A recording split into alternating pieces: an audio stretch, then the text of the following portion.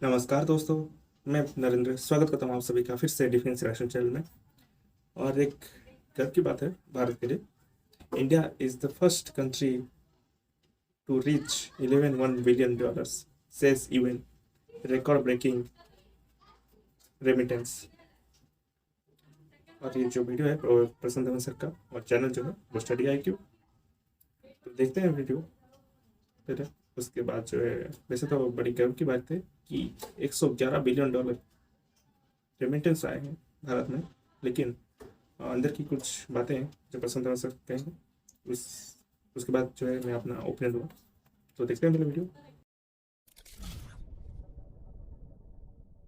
नमस्कार नहीं, welcome to study IQ। मैं हूं प्रशांत धवन। नाउ रिसेंटली आपने देखा होगा बहुत सारे आर्टिकल्स पब्लिश हुए हैं इस न्यूज को लेकर, जहां पे ये लिखा है कि इंडिया को मिले हैं 111 बिलियन डॉलर्स इन रेमिटेंसेस 2022 में। इंडिया पहला देश बना है all together, the first country ever to reach that figure. और ये बात यूनाइटेड नेशंस ने बोली है। मोर स्पेसिफिकली अगर मैं कहूं तो यूएन की बॉडी ने ऑफिशियली दुनिया में अनाउंसमेंट करी है कि इंडिया पहला देश बना है, the first country ever to reach that figure. Now ये टॉपिक अचानक से न्यूज में क्यों आ गया है, इन डेप्थ डिस्कस करेंगे। क्या ये अच्छी बात है, हमें यहाँ पे खुश होना चाहिए, या फिर चिंता की बात भी है यहाँ पर। We will discuss all that. आज के समय जो ये रेमिटेंस की बात की जा रही है, रेमिटेंस आप सब लोग अब तक जान चुके होंगे। रेमिटेंस वो पैसा होता है जो मान लीजिए इंडिया का वर्कर यूएई, यूएसए या फिर किसी भी और फॉरेन कंट्री में जाके जो पैसा कमाता है और फिर वो पैसा वापस अपने घर में भेजता है, उसको कहा जाता है रेमिटेंस। ये जो 111 बिलियन डॉलर है, ये भारत सरकार को नहीं मिले हैं। इतना पैसा इंडिया के जो वर्कर्स हैं, वेरियस टाइप के वर्कर्स हो सकते हैं, कोई लेबर है, कोई एग्रीकल्चर का काम कर रहा है, कोई डेटा साइंटिस्ट है, कोई आईटी की फील्ड में है, सब लोग जो भारत से निकलकर पैसा कमाते हैं और भारत में भेजते हैं, वो हो गए आपके रेमिटेंस। नाउ यूएन अचानक से 2022 की बात क्यों कर रहा है, जबकि हमें 2023 का डेटा भी पता है। क्योंकि वर्ल्ड बैंक आप अगर देखो ऑलरेडी अनाउंस कर चुका है कि इंडिया ने 2023 में 125 बिलियन डॉलर्स कमाए थे रेमिटेंस में। जो नंबर से 2023 के, देवर शॉकिंग। आप अगर लिस्ट देखोगे ना कंट्रीज की, तो नंबर 1 पे था इंडिया, नंबर 2 पे था मैक्सिको और नंबर 3 पे था चाइना। ना मुझे यहाँ पे एक बात ऐड करनी पड़ेगी, इस लिस्ट में चाइना से निकल के ना हमें ज्यादा खुश नहीं होना चाहिए, क्योंकि ये चाइना की अपने आप में अचीवमेंट है कि एवरेज सैलरी यहाँ पर ओवर द इयर्स इतनी ज्यादा बढ़ चुकी है कि यहाँ के नागरिकों को इतनी नीड फील नहीं होती कि ये चाइना से बाहर निकलकर बाकी देशों में काम करने के लिए जाएं।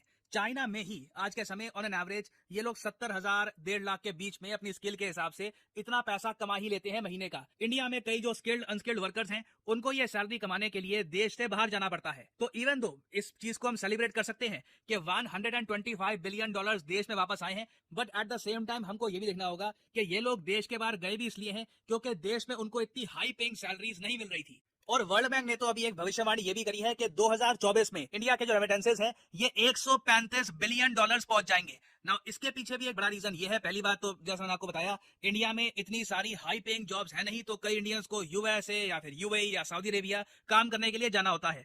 दूसरा फैक्टर यहाँ पे है, रुपी की वैल्यू लगातार गिर रही है। आप खुद ही सोच कर देखिए, आप अगर यूएसए में हैं, आपके पास 1 लाख डॉलर है, रुपी अगर स्ट्रांग हो रहा है, तो आप एक बार को अपने 1 लाख डॉलर अपने पास रखोगे। आप वेट करोगे कि रुपी की वैल्यू गिरती कब है। जब रुपी गिरना शुरू हो जाएगा तभी आप चाहोगे कि अपने डॉलर्स को रुपी में कन्वर्ट करके आप वापस इंडिया में भेजो, क्योंकि इससे इंडिया में आपको ज्यादा रुपीज मिलेंगे, आप ज्यादा चीजें परचेज कर पाओगे। तो रुपी की जो डेप्रिसिएशन हुई है, रुपी की जो वैल्यू गिरी है, उसकी वजह से भी हम देख रहे हैं कि लगातार रिकॉर्ड ब्रेकिंग नंबर्स के साथ इंडिया में रेमिटेंसेज आ रहे हैं। और अगर आप सोच रहे हैं कि अचानक से यूएन ये सब बातें क्यों कर रहा है, देखिए यूएन के अंदर एक बहुत ही इंपॉर्टेंट बॉडी है, इंटरनेशनल ऑर्गेनाइजेशन फॉर माइग्रेशन। इसके जो हेडक्वार्टर्स हैं ये आपको मिलेंगे जिनेवा में। दुनिया भर में जो माइग्रेशन होती है वर्कर्स की या फिर और पर्पसेस के लिए भी, उसके बारे में ये लोग रिपोर्ट पब्लिश करते हैं, जो बहुत ही फेमस है। काफी बार एग्जाम्स में इससे रिलेटेड क्वेश्चन भी आ चुका है कि वर्ल्ड माइग्रेशन रिपोर्ट कौन पब्लिश करता है। तो जो 2024 की रिपोर्ट पब्लिश हुई है, उसमें इंडिया के बारे में एक्सटेंसिवली इन्होंने लिखा है कि रेमिटेंस के मामले में India is the king. Now again depend करता है कि आप इस बात को लेकर खुश हो या फिर आप सोचो कि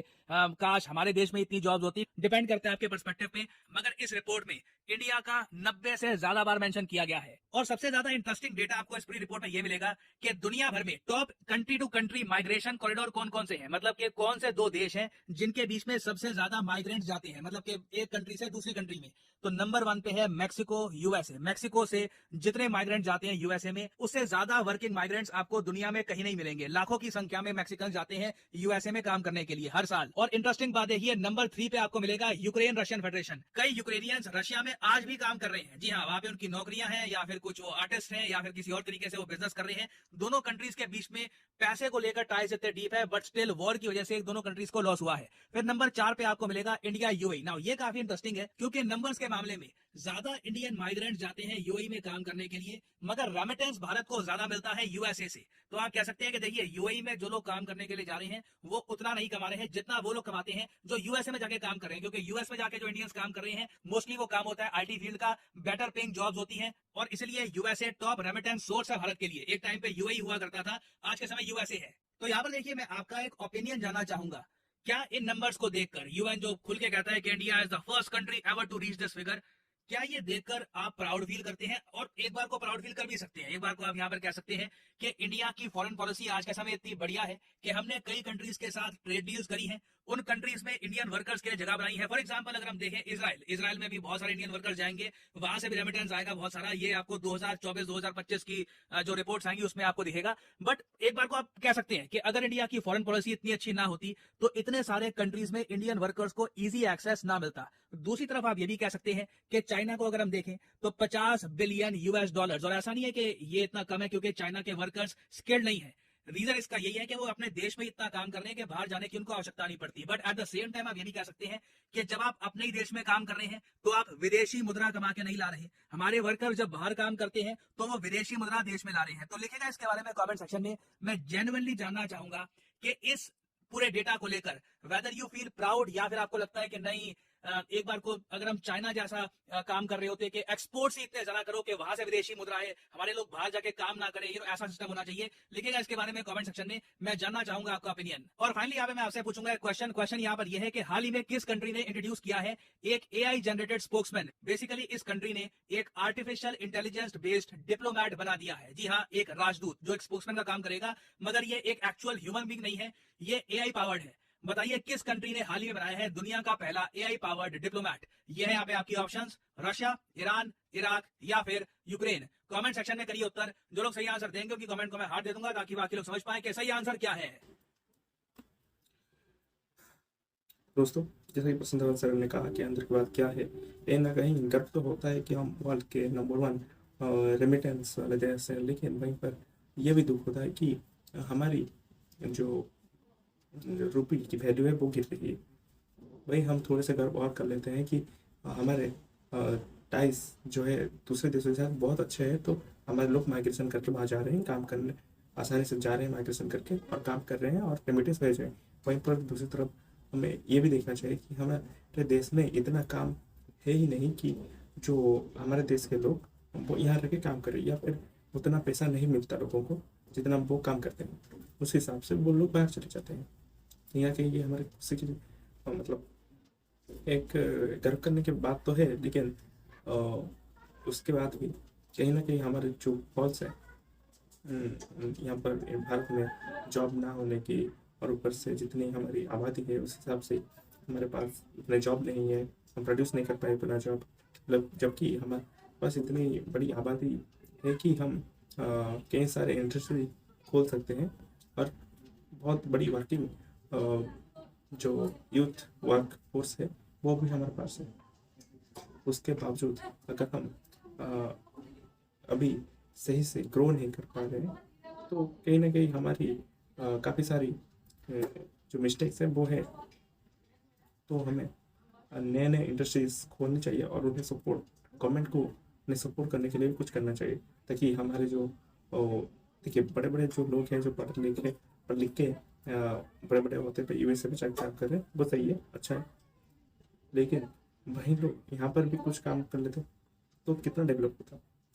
हमारे जो लेबर फोर्स है वो अबू धाबी में जाके काम करती है, ठीक है, लेकिन वहीं लेबर फोर्स को अगर यहाँ पर स्किल सिखाया जाए और भारत की डेवलपमेंट के लिए इंडस्ट्रीज पे लगाया जाए तो कितना सही होगा, है ना। इतना हमारी जो ग्रोथ है 7-8% जा रही है, वो 10 से ऊपर भी जा सकती है इसके बाद, अगर हम सही से अपना इंडस्ट्री लगाएं और जो हमारी इकोनॉमी है वो भी काफ़ी ज़्यादा बढ़ेगी। तो हमें कहीं ना कहीं अपनी गलतियों पर ध्यान देना चाहिए। तो इस बात पर भी ध्यान देना चाहिए कि नए नए इंडस्ट्रीज खोलें।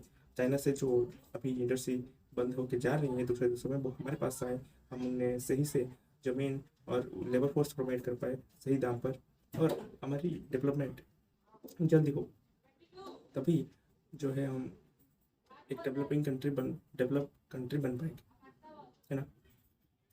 तो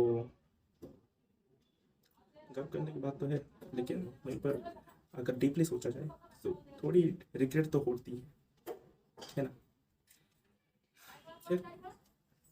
फिर मिलूंगा मैं आपको एक और नई वीडियो में, तब तक के लिए नमस्कार, जय हिंद, जय भारत।